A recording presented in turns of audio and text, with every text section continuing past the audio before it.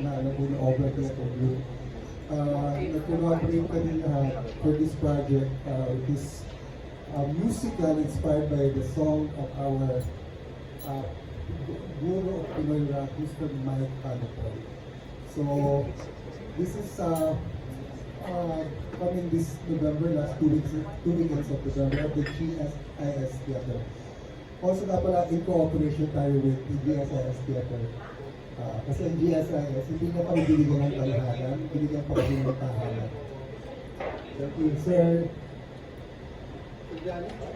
Opening speak. At first time kasi ni Sir Johnny mag-line produce o mag-produce ng isang produksyon. So, nagulat siya sa mga kaganapan. Medyo nasa ano siya, nasa ibang negosyo. But, meron lang kami isang kwento na nangyari sa amin tatlo, bago natin salitain si David. Nung first time kayo mag-meet, meron isang nakapanood ng Ibarra sa GSIS din, na tinanong ang pangalan ko sa isa sa mga may katungkulan sa GSIS kung paano na ako makukota. Tago natin siya sa pangalan Manolo. And then, tinawagan ako ni Manolo. Sabi niya, would you like to meet Mr. Hano po for a project? Parang gano'n.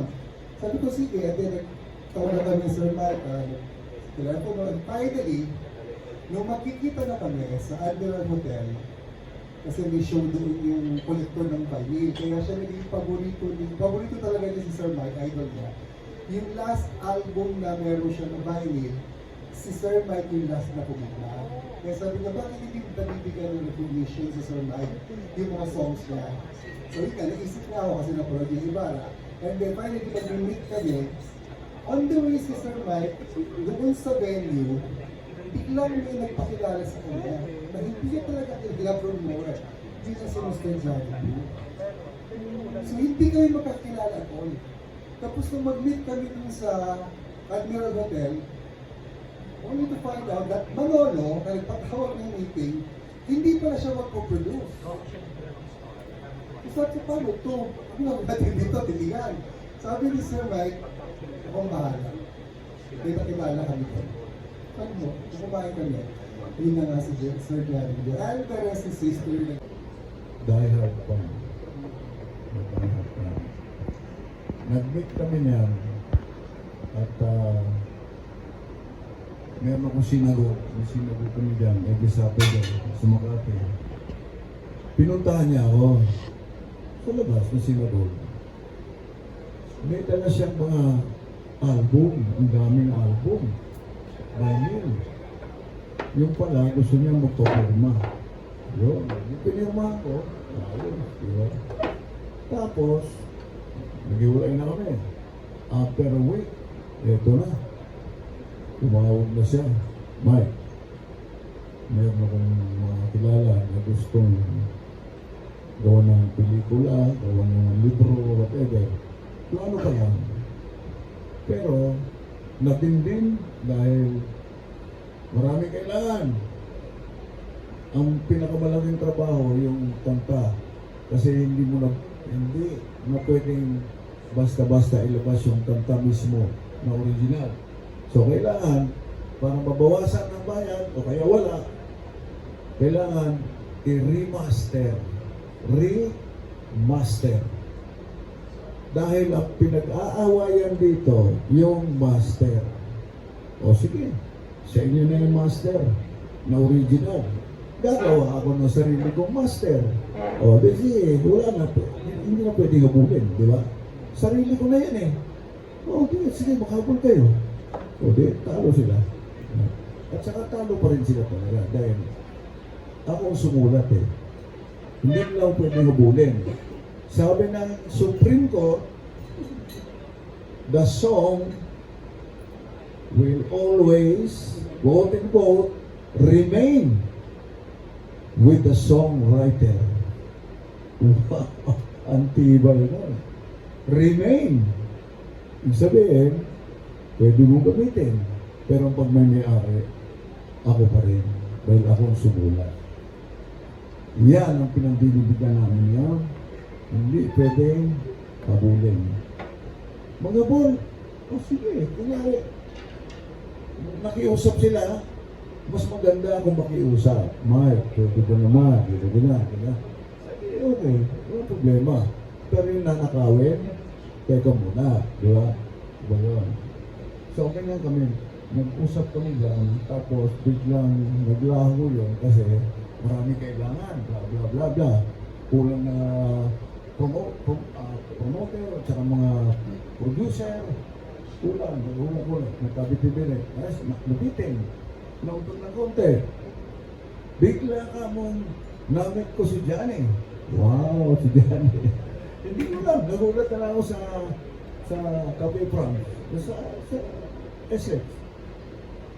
Pagbukas ko ng pinto, bigla na lang ako nagulat. May! Matagal na kitang hinahanap! Ayun. So, nag-uusap kami. Ayun na, ito na. That's it. Siya ngayon nagpangyari ng dapat mangyari. Okay? Ano ba? Ako po ay isang musikero din. Na sumusulat ng sariling kanta, ng sariling kanta. At syempre, bilang isang Pilipino, Pinoy na musikero, ang idol namin talaga yung Juan de la Cruz Band. Lalo pa yung pangunahing tagasulat ng Juan de la Cruz Band, si Tata Mike Hamilton. Kaya nung nakita ko siya, pagkamat magkaibigan na kami ng matagal sa Facebook, first time namin mag-meet dun sa lugar na yan. Tama yung sinabi ni Direct Franny kanina, na walang aksidente, there are no coincidences. At ang bagay ay nagtatagpo talaga yan. At nagtatagpo-tagpo kami doon, natagpuan ko si Tata Mike. Sabi ko, Tata Mike, pumunta ka sa akin sa Tagaytay. So, mayroon siyang pupunta sa Amerika sana, pero hindi siya natuloy. Kundi natuloy siya sa Tagaytay. And from there, sabi niya, meron ako balak dyan na parang musical. Wala akong idea. I just wanted to invite him to have some good time at magpahinga sa Tagaytay. Pero nung nandun na kami, sabi ko, interesado ako.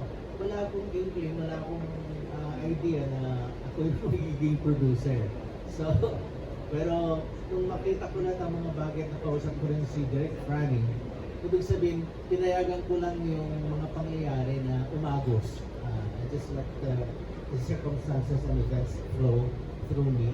At sabi ko, maybe yung universe yun ang gusto niya mangyari. At it's about time, kasi malapit sa akin yung mga may edad na nating mga Pinoy icons, kagaya nila ni Toy Adriano, si Tata Mike, sila Sculptura, at yung iba pa nating mga old legends. At napapansin ko na parang walang nag-aasikaso sa kanila. So I think this is about time para mabigyan sila na kahit papano ay isang karampatan na matagal na talagang para sa kanila ay mabigyan sila ng parangal sa pamamagitan ng isang musical. At marahil, banda-banda rin, tatamay, ay baka humantong pa ito sa pelikula at marami pang iba. At libro. Yan.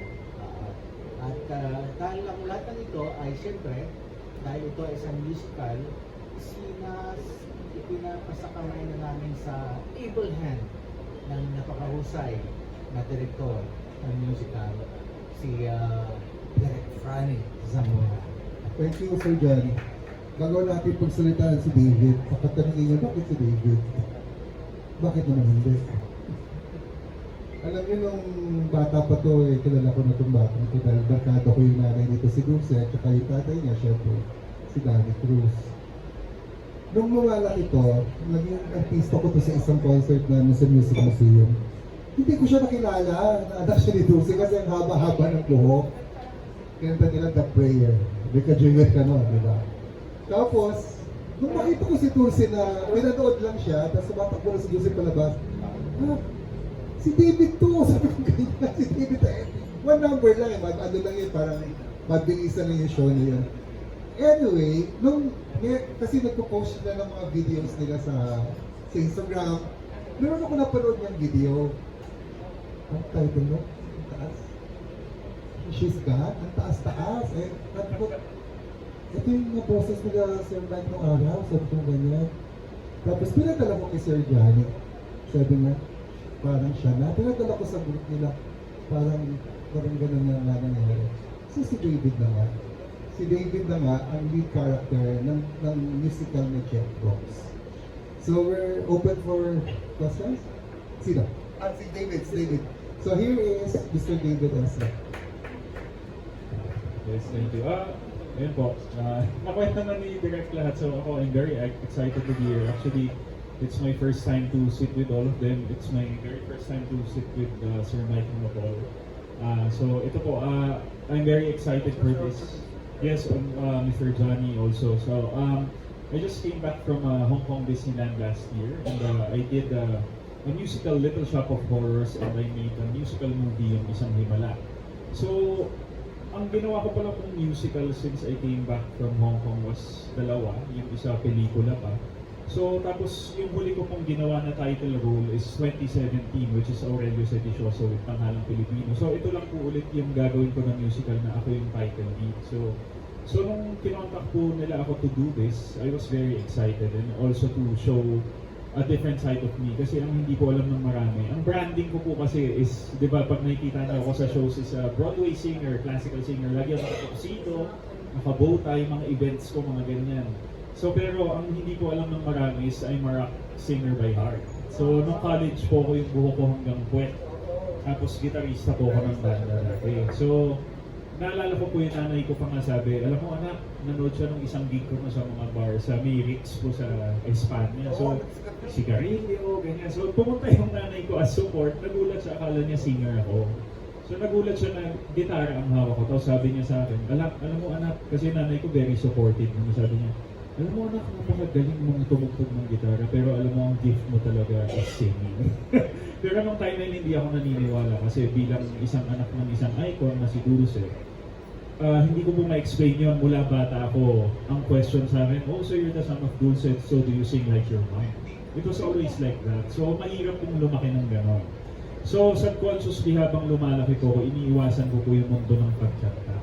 So napunta po ako sa pagtugtog ng gitara. So, yun, throughout the years, na-establish ko na rin po yung sarili ko sa pagkanta. So, nung na-offer po sa akin nila itong role or sinabi nila sa akin na maggagawa po ng musical with the music of Mike Hanopol, hindi po ako nagdalawang isip kasi it's going to be a different era in my career also. So, to showcase my rock side. Which na minsan matagal ko na pong pinapangarap din gawin. Kasi dati pong pangarap ko maging parang Bon Jovi, ganyan. Pero napunta po ako sa mga tuxedo, ganyan. So, nung nabanggit po nila sa akin, hindi na po ako nagdalawang isip. So I'm just so excited for this project. Meron lang akong isisingit konti tungkol sa nanay mo. Okay lang ba? Ito ay lingid sa kaalaman ng karamihan Pilipino. Miski na ikaw, hindi mo alam. Magkasama kami niyan sa Scotland. Kasama ko si Noling Cabahog. Matinding singer yun, sir. Matindi. Pero, ang nangyari, after the show, inimbita kami ng mayor ng Scotland. Okay. Opisina yun, sir. Pagpasok namin doon, palapakan, siyempre, may mga tao audience, konti lang, pero mga dignitaries yun lahat, di ba? Bigla ka mong pinakanta. Pwede ba? Wow, palapakan lahat, siyempre. Napanood na nila nung gabi na yun. Yung paano mag-perform yung nanay mo. Grabe, ang tindi. Una si Cabahog pumunta eh. Cabahog mo yun. Ano paboroti ng Pilipinas yun, di ba? Ang galing. Pagdating sa nanay mo, sabi ko sa'yo, sa tindi ng kanta niya, power. Ang power talaga, grabe. Alam mo nangyari? Nabasag lahat naman. Oh, basag lahat yung mga baso doon, masalamin. Sabi ko, paano nangyari yun? Ganyan katindi ang nanay mo, bro.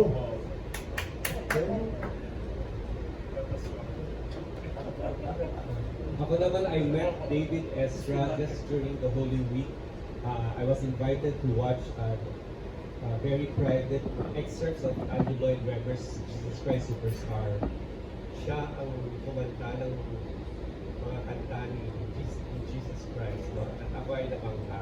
Hindi ako masyadong generous sa aking mga comments na ganyan, pero linapitan ko siya at kinongratulat. Yes. Anyway, now we're opening the forum for question and answer. Si Jerry Olea and Pep prepare naman. Direct Frank, anong may expect namin dito? Ngayon na, hindi pa raw natatapos yung speed. Di pa. So far yung story kahit paano, ano yung kumbaga itatouch dun sa mga kanta? Inspired ko sa mga 15 songs of me ni Sir Mike Harapol. So, I would just like to be in that era. Ano kaya iniisip nila during the time of martial law? Yung suppression ba, nakatulong ba yun sa paggawa at pag-itak ng magandang musika? Kasi most of the songs during that time napansin ko, talagang may laman. Maganda talaga siya. Melody-wise, lyrics-wise, maganda. So parang gusto namin, yung atmosphere ba, yung kapaligiran mo, nakakatulong ba yun sa paglikha ng isang artist? So yung mga ganong and then gusto namin i-adapt siya sa makabagong panahon para nga sa ating Gen Z at Millennial audience. Kasi, aminin natin, kasi yung mga panahon na sikat yung mga kanta ni Sir Mike, medyo hindi na active yung mga tao yun. So, kailangan magkaroon tayo ng appeal. Kaya si David ang kinuha ko kasi kuha niya ang Millennial at ang Gen Z audience. So, pwede siyang maka-identify yung mga manonood sa kanya. Of course, popular pa rin yung kanta ni Sir Mike.